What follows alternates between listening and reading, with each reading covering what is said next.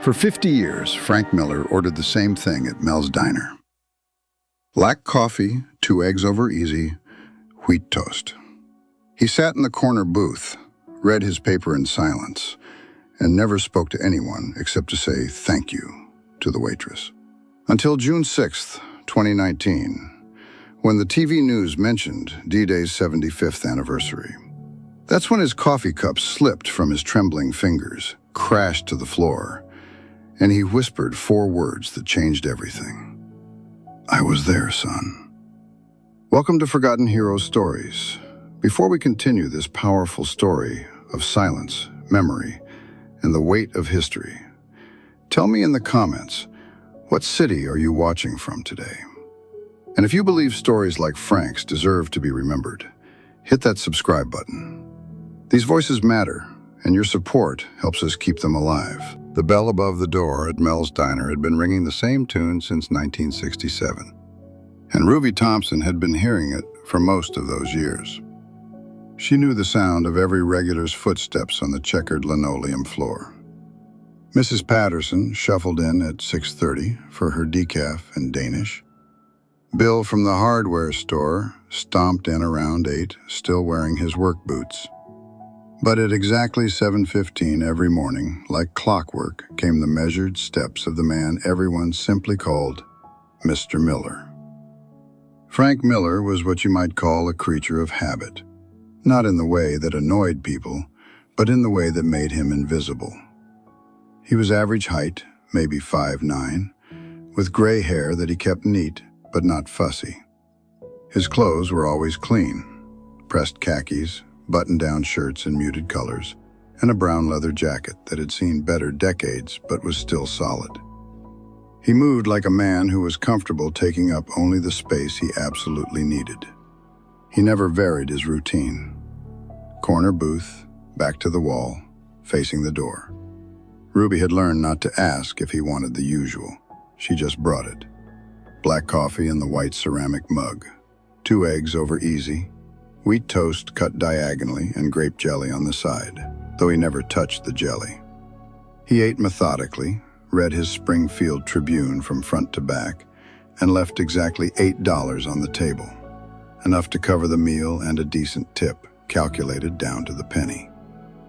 Ruby had always been curious about him. In 32 years of slinging hash and pouring coffee, she'd developed a 6th sense about people. The talkers, the complainers, the lonely ones who came in just to hear another human voice. But Frank Miller fell into none of those categories. He wasn't antisocial, he was polite, always said please and thank you, and never caused trouble. He was just careful. Careful with his words, careful with his movements, careful to never draw attention to himself.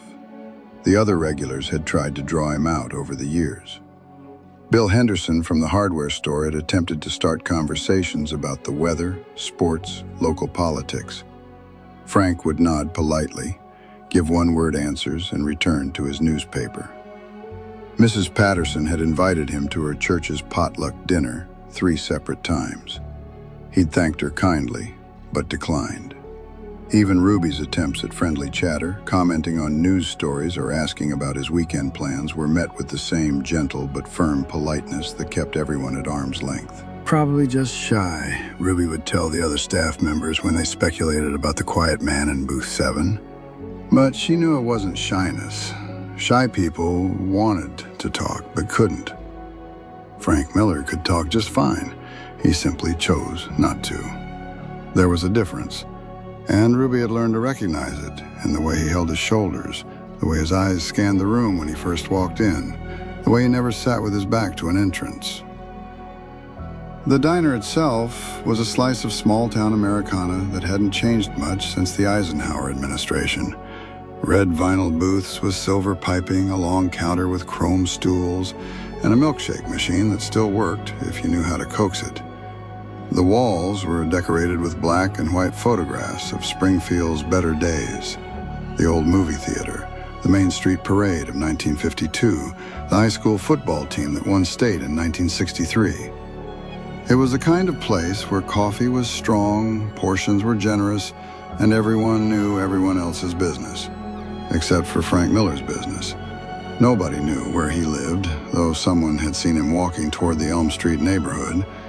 Nobody knew what he did for work, though he'd been retired for as long as anyone could remember. Nobody knew if he had family, though he never mentioned anyone and never received visitors at the diner. He was a fixture, as reliable as the sunrise, but as mysterious as a shadow. The morning of June 6th, 2019 started like any other. Ruby had unlocked the doors at 6 a.m., started the coffee brewing, and prepped the grill. Mrs. Patterson shuffled in for her usual. Bill Henderson arrived with paint under his fingernails and stories about his weekend projects. The local news played quietly on the small television mounted in the corner, mostly ignored by customers who'd rather read their phones or talk to their neighbors. Frank Miller walked through the door at 7:15 on the dot, just as he had every morning for as long as anyone could remember. Ruby poured his coffee before he'd even settled into booth 7. He unfolded his newspaper, smoothed it flat on the Formica table, and began reading. Everything was normal. Everything was routine, until it wasn't. The television had been cycling through the usual morning news, weather, traffic, a story about the mayor's budget proposal. But at 7:43 a.m., the programming shifted to a special report. The anchor, a young woman with earnest eyes and perfect diction, began speaking over footage of gray beaches and concrete bunkers. Today marks the 75th anniversary of D-Day, when Allied forces launched the largest seaborne invasion in history. On June 6, 1944, more than 150,000 American, British, and Canadian troops stormed the beaches of Normandy, France, in an operation that would turn the tide of World War II. The newscast was nothing special, the same kind of anniversary coverage that aired every year on significant dates. Archival footage rolled across the screen, landing craft cutting through rough seas, soldiers with blackened faces checking their equipment, the organized chaos of men preparing for battle. The reporter's voice continued, professional and measured, explaining the significance of Operation Overlord and its place in history. Ruby glanced around the diner. Mrs. Patterson was stirring sugar into her coffee. Bill was arguing with his brother-in-law about whose turn it was to host Sunday dinner. The cook was flipping pancakes with practiced indifference. Nobody was paying attention to the television, except Frank Miller had gone completely still. His newspaper was forgotten, one hand frozen halfway to his coffee cup. His eyes were locked on the television screen, and Ruby could see something in his expression that she'd never seen before. Not just attention, intensity. The archival footage showed young soldiers, their faces a mixture of determination and terror, preparing to assault a beach defended by machine gun nests and artillery positions. The reporter's voice continued. Omaha Beach was the most heavily defended of the 5 landing zones. American forces faced withering fire from German positions on the bluffs overlooking the beach. In the first hours of the assault, casualties were so severe that commanders considered abandoning the landing entirely. That's when it happened. Frank Miller's coffee cup slipped from his fingers. Not dropped, slipped, as if his hand had suddenly forgotten how to hold it.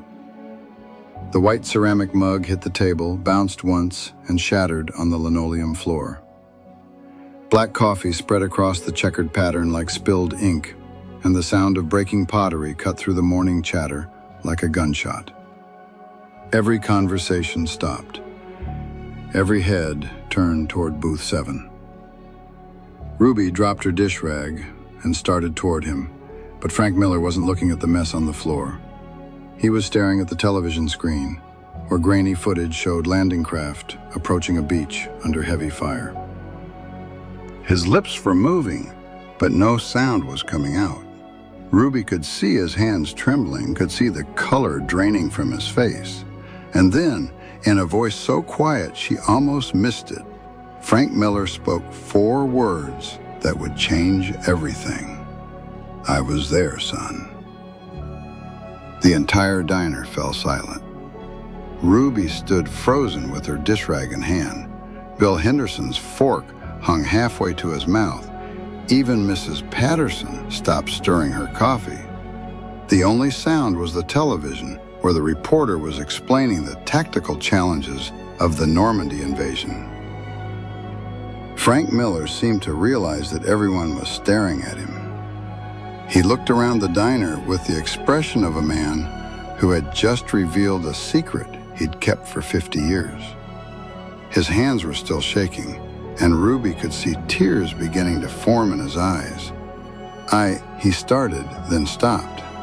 He looked down at the broken coffee cup, at the spreading puddle of coffee, at his newspaper folded to the sports page. When he looked up again, his voice was stronger, but still carrying the weight of half a century. "I was 19 years old," he said, speaking to no one in particular and everyone at once. "2nd Battalion, 116th Infantry Regiment. We were in the first wave at Omaha Beach." Ruby slowly approached the table, not to clean up the mess, but to listen. She had the feeling that whatever Frank Miller was about to say, it was something he'd never said before. "They told us it would be over by lunch," Frank continued, his eyes still fixed on the television. "Said the Air Force and Navy had softened up the defenses.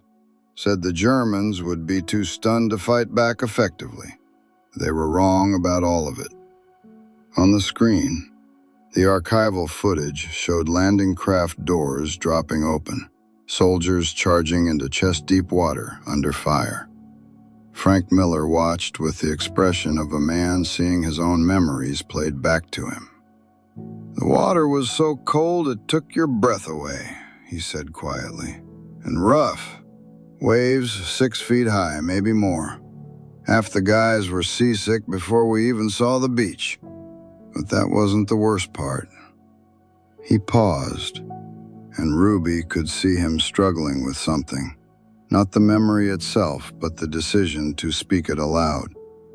"The worst part was the sound," he said finally. "Machine guns sound different when they're firing at you. Not like in the movies. More personal. And the mortars, you could hear them coming, but you never knew where they'd land. You just kept moving forward, because stopping meant dying." Bill Henderson had quietly slid out of his booth and moved closer, drawn by the same magnetic pull that made everyone in the diner lean forward. Mrs. Patterson had forgotten her coffee entirely. Even the cook had emerged from the kitchen, spatula still in hand. "My sergeant's name was Bobby Kowalski from Detroit," Frank continued, his voice gaining strength as the words began to flow. "He was 22, had a wife back home, a baby he'd never seen. He made it maybe 30 yards up the beach before—" Frank stopped, swallowed hard, "before a machine gun nest got him." The television footage showed soldiers taking cover behind metal obstacles on the beach, some advancing, others lying still. Frank Miller nodded toward the screen. "That's what it looked like," he said. "Except the camera doesn't show the smell. Gunpowder and salt water and other things. And it doesn't show the noise. Not just the weapons, but the men. Calling for medics. Calling for their mothers. Calling for God." Ruby found herself sitting down across from him in the booth, something she'd never done in all the years she'd served him coffee. But this wasn't about coffee anymore. This was about a story that had been locked away for 75 years. "How did you make it?" she asked quietly. Frank Miller was quiet. "Luck," he said simply. "Pure dumb luck. I got hit by shrapnel about an hour in. Nothing serious, just a piece of metal in my leg that didn't hit anything important. But it knocked me down behind a tank obstacle. And I stayed there for I don't know how long. Maybe 20 minutes, maybe an hour. Time moved differently." He gestured toward the television where the footage showed soldiers advancing up the bluff beyond the beach. "When I finally got up, most of my unit was gone. Dead or wounded, or scattered. I followed a group of rangers up the cliffs, but I wasn't really part of anything anymore. Just another rifle moving inland. "Did you get to go home after that?" Mrs. Patterson asked. She had moved closer as well, drawing into the story despite herself. Frank shook his head. "We fought through France, Belgium, into Germany. I made it all the way to the end of the war somehow. Came home in 1946. Used the GI Bill to learn bookkeeping, got a job at the grain elevator. Lived a normal life." "Why didn't you ever talk about it?" Bill Henderson asked. Frank Miller looked around the diner at faces that had been familiar strangers for decades. What was there to say? I wasn't a hero. I didn't win any medals. I just survived when a lot of better men didn't. Seemed like talking about it would be... He searched for the word. Disrespectful. Ruby leaned forward. "Mr. Miller, with respect, I think you're wrong." He looked at her with surprise. "My grandfather was in the Pacific," she continued. "Philippines. He never talked about it either. And when he died, we lost all those stories. I wish..."